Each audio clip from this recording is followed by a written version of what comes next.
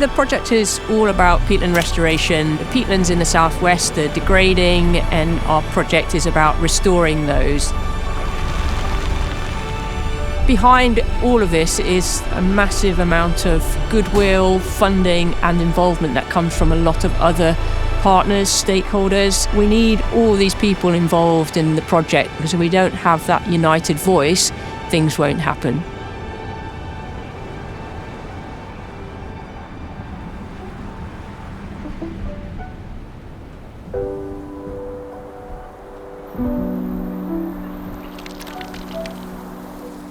The thing about peatlands is they only really work at scale from the top of the hill to the bottom of the hill and everything in between. So little emerging flowers curling up. So peat it's not soil.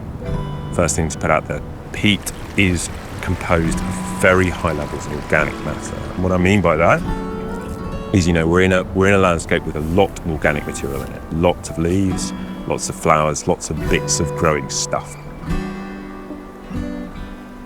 But what's unusual with peatlands is, these plants are all taking up CO2 in their lifetime. The leaves are then falling down as the plants grow and die.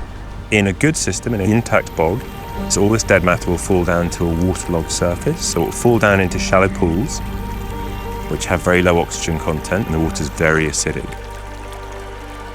When you have this organic matter accumulating in these shallow pools, if the water table remains high, it won't rot.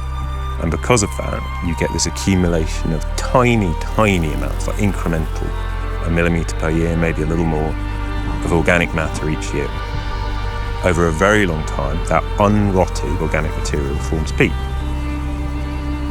And all the carbon that came into those plant materials in their lifetime is stuck in there, as long as it remains wet.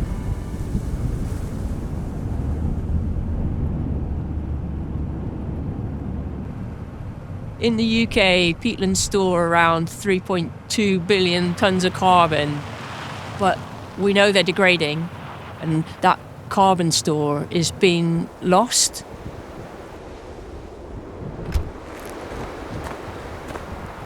That's really detrimental for us. We have to do something about this.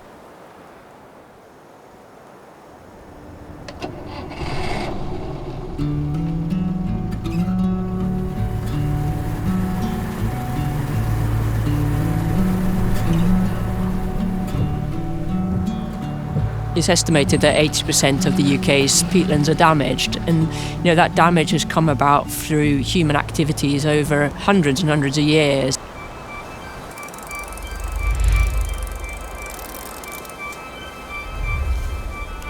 Whether that's originally from deforestation to then agricultural improvements, so digging in drainage ditches to try and drain the land so that we could theoretically have this amazing grassland where we could graze all our stock on. We've had military activity on Dartmoor, which has had an impact on the peatlands. And it's just continued. These peatlands are really, really in a sorry state that we need to do something about. Depending on the erosion that's happening, so whether it's a peat cutting or a drainage ditch, that impacts on what method we'll use. We have to use machinery to do the work because we're working across such a large landscape. And we have specialised machinery, so we have diggers that are around 6 tonnes, but they're on plastic wide tracks, and they have to be on those wide tracks so they don't sink. They have less of an impact on the ground than you and I do walking across.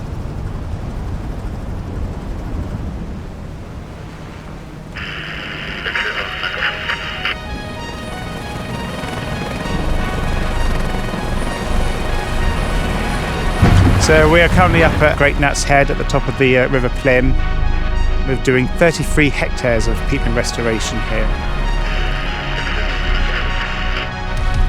A mixture of different techniques we've been using, so timber blocks and peat blocks. But today what's quite exciting is we're using a helicopter.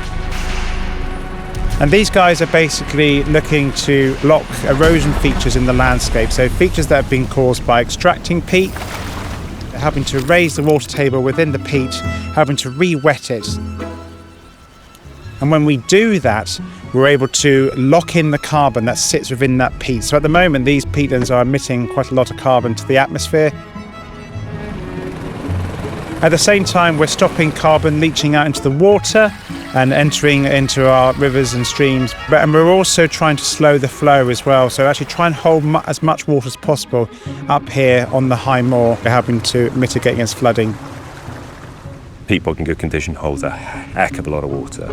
From a water supply point of view, really, really important. Doing everything we can do to help this system hold on to the water that is coming is crucial.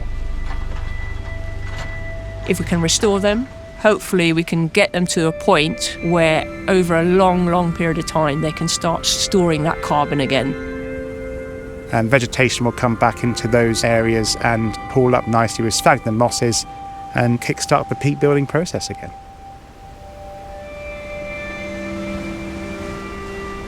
There's this key plant, the sphagnum moss. This is this little star-like moss which grows in carpets in the bog here. When they start colonising like this, it's just magic. It's just so cool.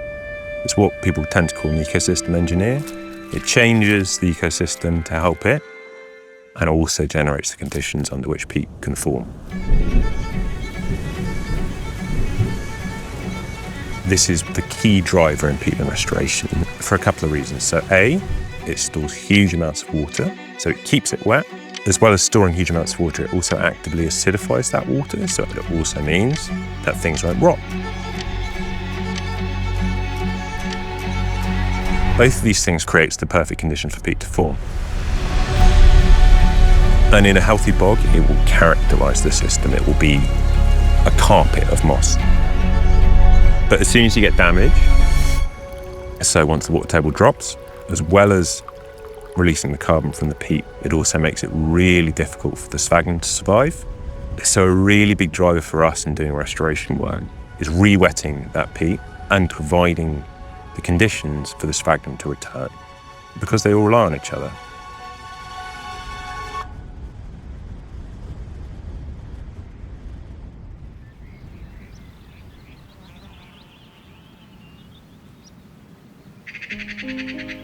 We are here on Bodmin Moor and we're on a site that is historically a bog.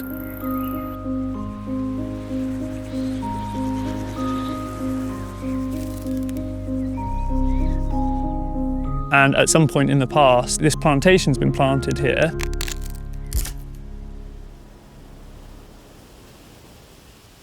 The trees are really struggling in some places. They're actually thinning out into the middle of the bog. This mixture of a conifer plantation, which requires very dry conditions, is not compatible with a bog. The landowner at some point will be removing these trees, and then we will work with him to help restore it to a really nice functioning bog. A very fine looking moss is this one here. You might find it's probably only going to be tiny little bits. Today we're here doing a baseline survey where we set up a 30-metre transect and survey 1 metre squares all the way along the transect. We're looking at what plants are here already so that we can see how they change after the work's done.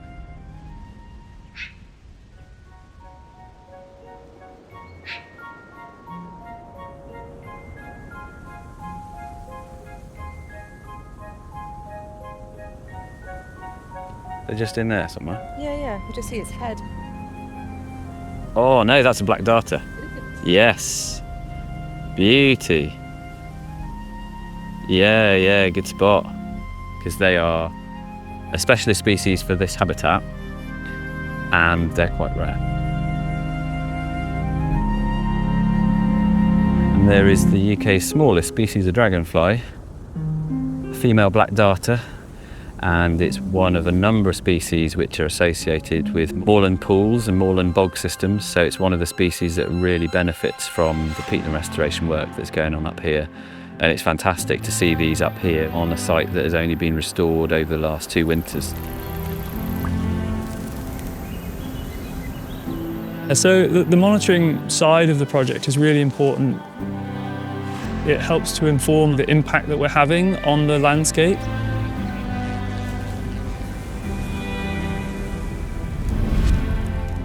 things like collecting data on the plants or the hydrology. This is a little device which is measuring the water table depth every 15 minutes. It's a really great way to support the argument for restoring these landscapes and saying we've got these methods and we can prove that they work. Everyone has this amazing sort of dedication and love of what they're doing, and they want to see those changes, for climate change and for the biodiversity crisis as well. On a day like this, coming up here, it renews the spirit. They're amazing places to come to. There has to be that kickstart of restoration intervention. That's really what we're about, is providing those initial steps, those ingredients to bring function back to these somewhat broken landscapes. It's the work of several lifetimes, it really is, and that is intimidating. And it's a challenge, but it's extraordinarily exciting. The hope is the bog slowly starts to support itself.